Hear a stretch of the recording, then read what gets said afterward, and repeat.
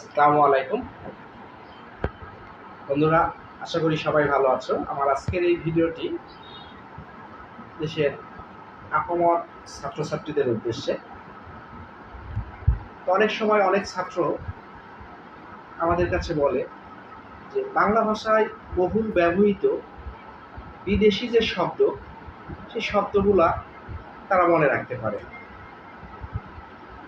তো এমন কিছু করা যায় নাকি যে সহজেই যেন তারা মনে রাখতে পারে। আমিও ব্যাকরণ যেহেতু ধারাবাহিকভাবে আলোচনা একটা উদ্যোগ নিয়েছিলাম, কিন্তু ছাত্রদের উদ্দেশ্যে আজকে আমি অত্যন্ত সহজভাবে বাংলা ভাষায় বহুল ব্যবহৃত পর্তুগিজ শব্দ মনে রাখার কৌশল নিয়ে আলোচনা করব গল্প আকারে। তো ছাত্রছাত্রী, তোমরা যদি এই গল্পটা যদি আয়ত্তের মধ্যে নিতে পারো, তাহলে বাংলা ভাষায় বহুল ব্যবহৃত পর্তুগিজ শব্দগুলো তোমাদের আয়ত্তের মধ্যে চলে আসবে। আমি সবাইকে অনুরোধ করব, আমার এই ভিডিওটি অবশ্যই শেয়ার করে দিবেন।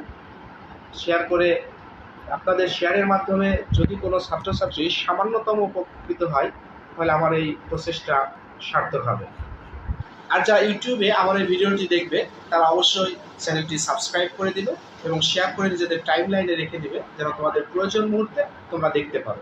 পর্তুগিজ গির্জার ইংরেজ পাদ্রী ইস্ত্রি করা টুপি পরে বারান্দায় কেদারায় বসে বেহালা বাজাচ্ছিলেন।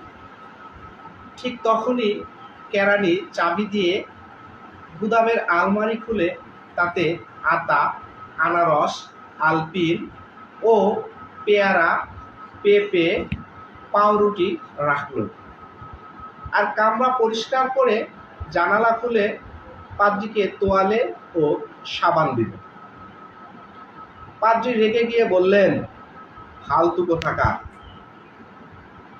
ইস্পাতের মতো দাঁড়িয়ে আছো কেন? গামলা বালতি কিছুই নেই? আর জামার বোতাম লাগাওনি কেন?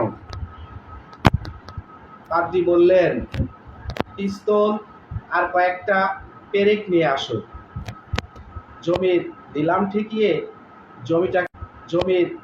ঠেকিয়ে জমিটাকে বর্গা দিতে হবে। এই গল্পটি তোমরা আয়ত্তের মধ্যে রাখবে। এই গল্পের মধ্যে লাল কালি দিয়ে লেখাগুলোই বাংলা ভাষায় বহুল ব্যবহৃত পর্তুগিজ শব্দ। ধন্যবাদ।